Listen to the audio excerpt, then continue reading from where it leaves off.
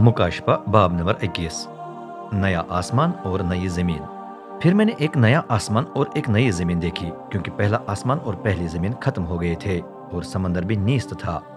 मैंने नए यरूशलेम को भी देखा। ये मुकद्दस शहर दुल्हन की सूरत में खुदा के पास से आसमान पर से उतर रहा था, और ये दुल्हन अपने दूल्हे के लिए तैयार और सजी हुई थी। मैंने एक आवाज सुनी जिसने तख्त पर से कहा, अब खुदा की सुकूनतगाह इंसानों के दरमियान है। वो उनके साथ सुकूनत करेगा और वो उसकी कौम होंगे। खुदा खुद उनका खुदा होगा। वो उनकी आंखों से तमाम आंसू पूंछ डालेगा। अब से न मौत होगी, न मातम, न रोना होगा, न दर्द, क्योंकि जो भी पहले था वो जाता रहा है। जो तख्त पर बैठा था उसने कहा, मैं सब कुछ नए सिरे से बना रहा हूँ। उसने ये भी कहा, ये लिख दे, क्योंकि ये अल्फाज काबिल एतमाद और सच्चे हैं। फिर उसने कहा, काम मुकम्मल हो गया है। मैं अलिफ और ये, अव्वल और आखिर हूँ। जो प्यासा है उसे मैं जिंदगी के चश्मे से मुफ्त पानी पिलाऊंगा। जो गालिब आएगा वो ये सब कुछ वरासत में पाएगा।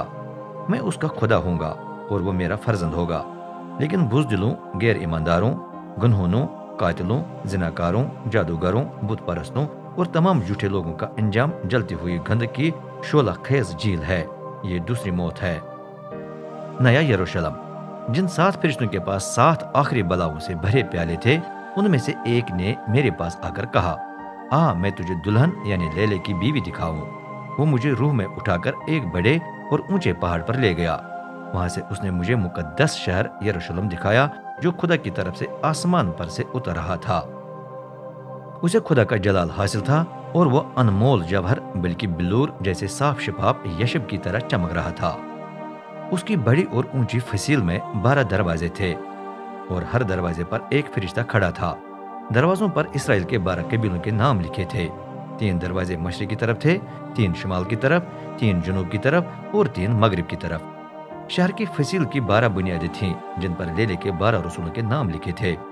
जिस फरिश्ते ने मुझसे बात की थी उसके पास सोने का गज था, ताकि शहर, उसके दरवाजों और उसकी फसील की पैमाइश करे। शहर चौकोर था। उसकी लंबाई उतनी ही थी जितनी उसकी चौड़ाई। फरिश्ते ने गज से शहर की पैमाइश की तो पता चला कि उसकी लंबाई, चौड़ाई और ऊंचाई 2400 मील है। जब उसने फसील की पैमाइश की तो चौड़ाई 60 मील थी, यानी उस पैमाने के हिसाब से जो वो इस्तेमाल कर रहा था। फसील यशिब की थी, जबकि शहर खालिस सोने का था, यानी साफ शफाफ शीशे जैसे सोने का। शहर की बुनियादें हर किस्म के कीमती जवाहिर से सजी हुई थीं। पहली यशिब से, दूसरी संग लाजवर्द से, तीसरी संग यमानी से, चौथी जमरुद से, 5वें संग सुलेमानी से, छठी इकी के अहमुर से, 7वें जबरजद से, 8वें आब बहर से, 9वें पखराज से, 10वें इकी के सब्ज से, 11वें नीले रंग के जरकुन से और 12वें याकूती इरगवानी से। 12 दरवाजे 12 मोतियों के थे और हर दरवाजा एक मोती का था। शहर की बड़ी सड़क खालिस सोने की थी, यानी साफ शफाफ शीशे जैसे सोने की।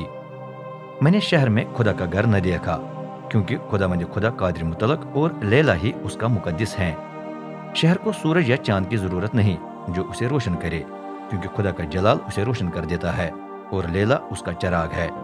कौमें उसकी रोशनी में चलेंगी और जमीन के बादशाह अपनी शान और शौकत उसमें लाएंगे। उसके दरवाजे किसी भी दिन बंद नहीं होंगे, क्योंकि वहां कभी भी रात का वक्त नहीं आएगा। कौमों की शान व शौकत उसमें लाई जाएगी। कोई नापाक चीज उसमें दाखिल नहीं होगी, न वो जो गनहोनी हरकतें करता और झूठ बोलता है। सिर्फ वो दाखिल होंगे जिनके नाम लेले की किताब हयात में दर्ज हैं।